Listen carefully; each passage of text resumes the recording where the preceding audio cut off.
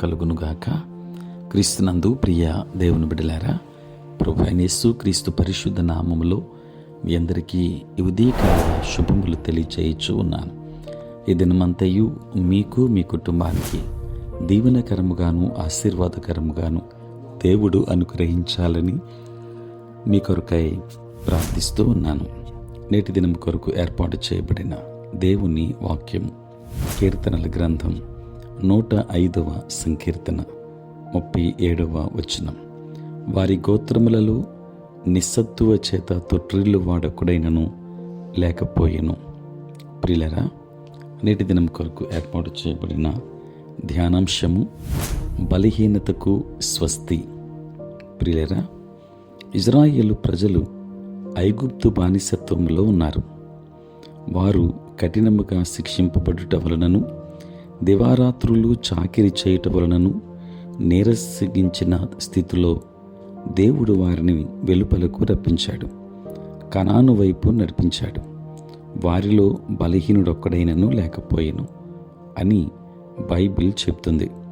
అవును దేవుని బిడ్డలారా, మీరు బలవంతులై ఉండవలనని ప్రభు కోరుతున్నాడు.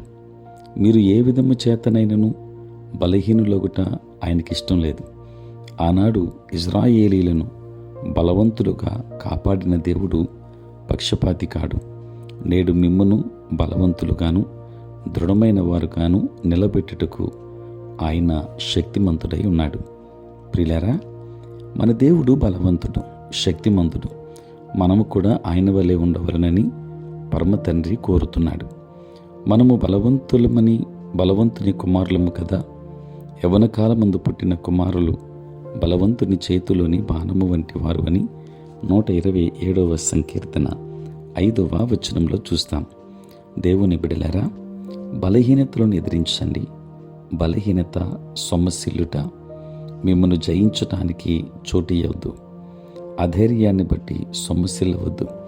ఒకవేళ బలహీనత మీ మీద దాడి చేసిన ఎడల విటమిన్ టాబ్లెట్ లాగా హృదయాన్ని బలపరచు టానిక్గా దేవుని వాక్యాన్ని ఉపయోగించండి. నన్ను బలపరచు క్రీస్తు ద్వారా సమస్తము చేయగలవాడును అని పదే పదే చెప్పండి. నా ఫిలిప్పీ పత్రిక 4వ అధ్యాయం 13వ వచనం ఈ మాట జ్ఞాపకం చేస్తుంది. అప్పుడు మీ ప్రాణాత్మ శరీరము బలమునందుతుంది. ప్రియులారా, లోకులు తమ శరీరమును బలపరుచుకోవడానికి వందలాది మార్గాలను పాటిస్తూ ఉన్నారు. కానీ ప్రాణమును బలపరచు మార్గమును ఎరుగకయే ఉన్నారు. ప్రియా దేవుని బిడ్డలారా, మీరు బలము పొందినప్పుడే ఆయన కొరకు బలమైన కార్యాలు చేయగలరు. ఒకవేళ నేను బలహీనునైతిని, వ్యాధి నా మీద దాడి చేయుచున్నది, నేనెలాగూ ధైర్యముగా ఉండగలనని చెప్పవచ్చు. మొట్టమొదటిగా మీ బలహీనతలను, రోగములను ప్రభువు మీద ఉంచండి. ఆయన ఇప్పటికే వాటిని సిలువలో మోసి ఉన్నాడు. ఆయన తానే మన బలహీనతలను వహించుకుని మన రోగములను భరించెను. ప్రియులారా,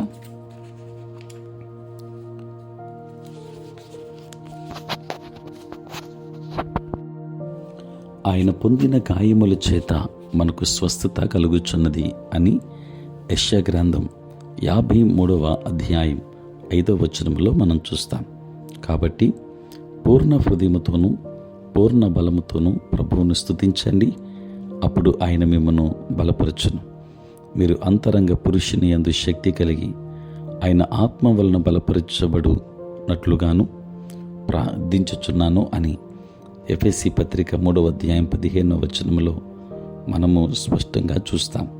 కనుక ఎప్పుడు నీవు బలహీనత కలిగావు, ఆ బలహీనతను ప్రభువును ఆశ్రయించు, ప్రభువుకు అప్పగించు. సమస్తమైన బలహీనత నుండి పరిపూర్ణ స్వస్థతను అనుగ్రహించు దేవుడు. బలమైన దేవుని కలిగి ఉందాం. దైవాశీర్వాదాలు పొందుకుందాం. దేవుడు మిమ్మల్ని, మీ కుటుంబాన్ని బహుగా దీవించునుగాక. ఆమేన్. ప్రార్థన. పరిశుద్ధుడైన తండ్రి, ప్రేమ కలిగిన ప్రభువా, మీకే వందనాలు, స్తోత్రాలు చెల్లిస్తున్నాం నాయన. రాత్రంతయు కాపాడి సంరక్షించి సుఖనిద్రను మాకు దయచేసి మా జీవితంలో మరి యొక్క నూతన దినాన్ని మేము చూడగలిగే భాగ్యం నాయన మీరు మాకు ఇచ్చినందులకే స్తోత్రాలు. ప్రభా, ఈ దినమంతా కూడా మీ సన్నిధి మాతో ఉంచండి. మీ ప్రసన్నత మాకు దయచేయండి. నేటి మా పనులలో, ప్రయాణములలో, పరిచర్యలో మీరు తోడుగా ఉండండి నాయన. ఎంతోమంది రక్షణ లేక నశించిపోతున్నారు.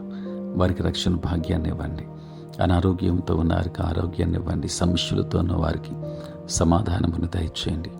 ఉద్యోగస్తులు, వ్యాపారస్తులు, కష్టపడి పని చేసుకుంటున్న బిడ్డలు ప్రతి ఒక్కరిని దీవించండి. దూరదేశాలలో, దూర ప్రాంతాలలో ఉంటున్న బిడ్డలందరినీ ఆశీర్వదించండి. నీ సేవ పరిచర్య చేయుచున్న ప్రతి సేవకుని దీవించండి. వారి పరిచర్యలో, ప్రయాణములలో తోడుగా ఉండండి. తండ్రి, పుట్టినరోజు, పెళ్లి రోజు జరుపుకొనుచున్న బిడ్డలను దీవించి నూతన ఆశీర్వాదాలు మెండుగా వారికి అనుగ్రహించమని, దినదీవెనలతో నింపమని యేసు నామములో ప్రార్థించి వేడుకొనుచున్నాము తండ్రి. ఆమేన్. తండ్రి, కుమార, పరిశుద్ధాత్మ త్రియేక దేవుని దీవెన సదా మీకును మీ కుటుంబానికి తోడై ఉండును గాక. ఆమేన్.